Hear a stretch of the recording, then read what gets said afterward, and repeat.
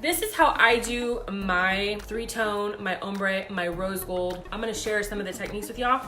Okay, I have 2 different sizes. These are my most popular. I have this straight. This is the 20, no, this is the 30, I forgot what it's called. It's a 30, so it's still Magnolia. And then this is just a regular old Yeti. All right, so I'm gonna go ahead, I'm gonna mix my epoxy. I do the epoxy method. I don't do the Mod Podge anymore. If I have any new people in here who are still using Mod Podge, I find that the Mod Podge likes to dry too quickly. I like to take my time. I like to, especially with the ombres, or using multi-tones and you have to blend the colors. I like to take my time when I am applying the glitter. I'm very picky on how the glitter looks when I put it down. So I want to make sure that I have enough time in the world to play with the glitter, and Mod Podge just doesn't do it for me. This poured out, it's cold here and it poured out a lot at once. So this is 7.5 part A of my CCDIY. I'm going to pour in another 7.5 of my part B.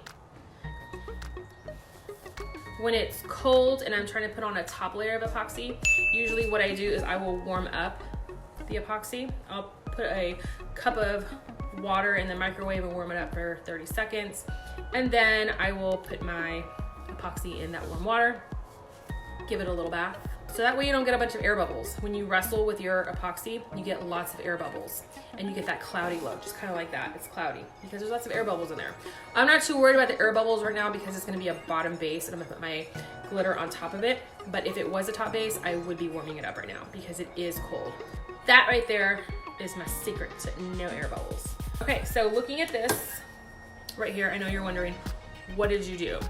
Well, you take your tumbler out of your package, you give it a nice sand down, you scuff it up, and then wipe it down with some alcohol, get all that residue off. And I take 3 colors. I take a rose gold, or a gold, copper, whatever you want to call it. I take a mauve color, like a dirty pink color, and then I take a cream color. Put this on my hand, just like this. I don't put it on the turner. I do not glitter my cups on turners. I glitter them on my hand, okay? And all I do is I just completely cover the entire cup in a thin coat of epoxy. You shouldn't be globbing it on there. Like you can literally put all of it on with just tacking it on there, just like that. You just want to get it tacky. And then what I do is I put it on a paper towel holder, just like that. Just like that. Next, I'll take my, is this one dry yet? Let's see, I take my Yeti, just like that, same thing. And all I'm doing is just making it tacky, guys.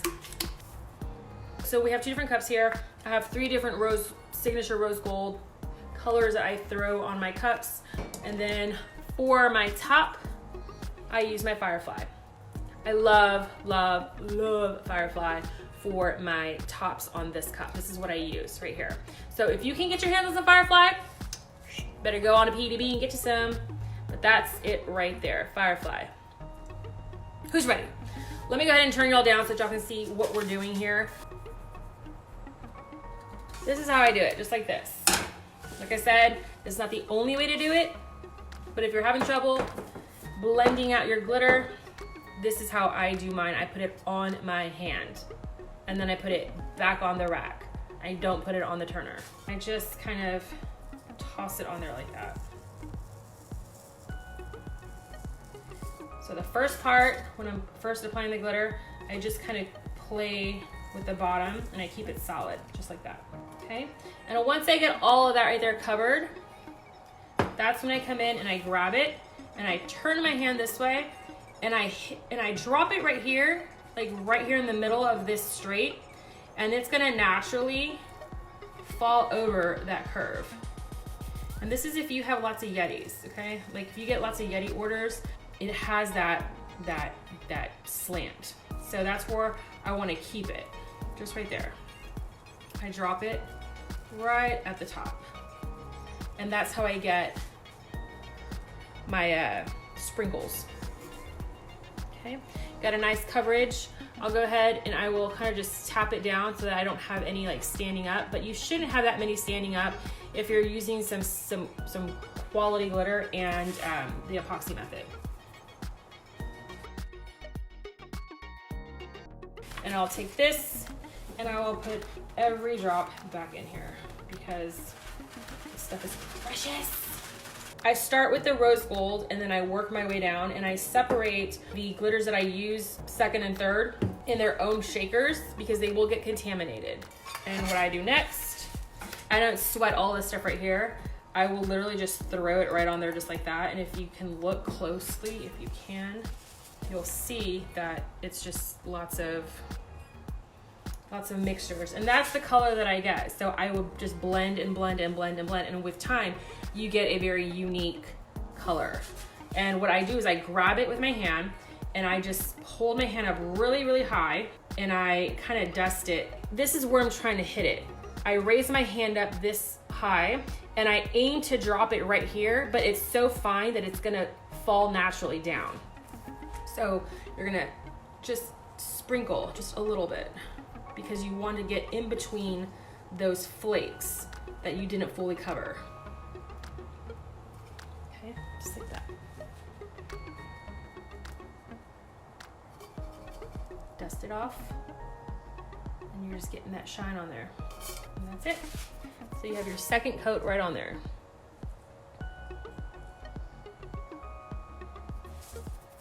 Put it back on your little holder guy, little assistant. Take this and dump it right back in your pot. And I don't drop in one spot. I kind of treat it like powdered sugar, you know, just dust it. You don't want to just dump it or go like in straight lines. I kind of just toss it on there. And that's how you get that blended look. Now the bottom of like the paint helps it a lot at the bottom to help you with that blended look, but it's the glitter that's gonna tie it all together. And I just shake it off and I let it sit on my little paper towel holder just like that, and I leave it alone. When you have plumps or when you have skinnies or you have cups that are straight, that can be a bit tricky. It can definitely be a bit tricky. Do everything the same, but because I don't have that slant that you saw on the Yeti, you have to be way more mindful and more controlled when you are trying to blend. I start very, very, very low, and then it's gonna naturally fall more since there's no curve to stop it. I'll show you what I'm talking about. And so I'll just do the bottom first. Get that out of my way. And I can't stress enough that I do not put this on the turner when I am putting my glitter base on. And then I will start at the very, very, very top, and I will just build up. I will build it, build it, build it up.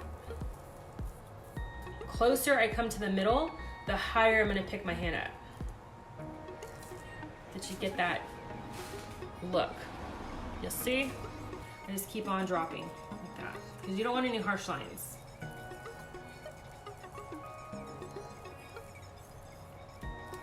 And this will work with anything. So if you got a chunky glitter and you want to ombre like that, or if you want to two-tone, three-tone it, this will work with any color. So there you go. You have that like that. Shake it off. All right, here we go. Same thing with this one. Same exact thing. I just dump it out, grab it, and I'm gonna just feather it.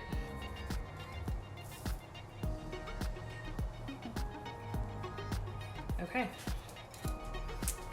There you have it. Ain't that pretty? And then I think with this one, I'm just gonna go ahead and just dump it out because it's so narrow. And I'm just gonna do this right here for this guy.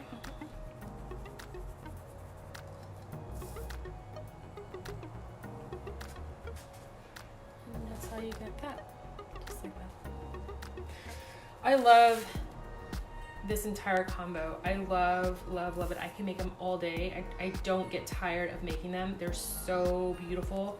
And this is how I fell in love with rose gold right here. This is how I just said, you know what? This is my thing. This is my thing. I am cleaning the rose gold. Guys, I make these cups so much that it's just like, that's it. Dibs. Right, Corey? Dibs. All right.